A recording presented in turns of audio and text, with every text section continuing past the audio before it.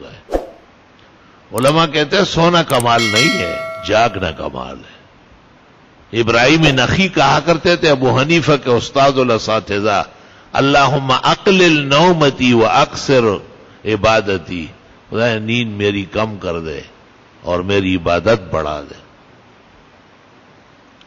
علماء کہتے ہیں جس کو نیند کنٹرول نہ ہو وہ کبھی بھی کائنات کے اندر قیمتی کام نہیں کرے گا، وہ ادھورا ہے اور نامراد دنیا سے جائے گا. غزالی نے احیاء میں کہا ہے کہ جس سے اللہ ناراض ہو جائے اس پر نیند مسلط کر دیتا ہے، بس سوتا رہتا ہے ہر وقت. اور یہ عجیب بات ہے کہ ایسے لوگ بالکل مقاصد سے بے بہرے ہوتے ہیں، بہت دور ہو جاتے ہیں. ہر کام کا ایک وقت ہوتا ہے.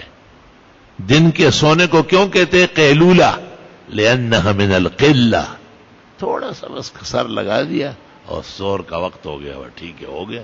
یہ نہیں کہ خڑا درنگو لیٹا ہوا ہے، بھینس سے نکلا ہوا ہے. اورنگزیب نے بیٹوں کو کہا تم قیلولہ نہ کیا کرو، تو اورنگزیب کے بیٹوں نے کہا کیوں ہم نہ کرے، سنت ہے. فرمایا تم سنت کو ضائع کرتے ہو اور پھر اثر تک اٹھتے نہیں ہو، سوتے رہتے ہو. قیلولہ تو قلت سے ہے، یہ تو قیلولہ نہیں کرتے تو کیسورہ کرتے ہیں. تو اوقات نیند اور اوقات صلاۃ اور اوقات عبادات شریعت نے بہت اعتدال کے ساتھ رکھا ہے. نبی کریم صلی اللہ علیہ وسلم کی حدیث ہے ترمذی شریف میں کہ آپ نے کہا عشاء کی نماز سے پہلے نہ سویا کرو، سستی آ جائے گی، عشاء خراب ہو جائے گی. اور عشاء کی نماز کے بعد کس سے کہانیاں نہ سناؤ، کہیں ایسا نہ ہو کہ فجر متاثر ہو جائے. کس سے کہانیاں بیہودہ واقعات کو کہتے ہیں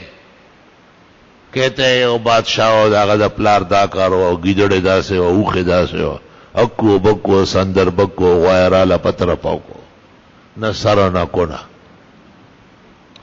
قیمتی واقعات، تفسیر، حدیث، فقہ، اس سے تو انسان کی زندگی قیمتی ہوتی ہے.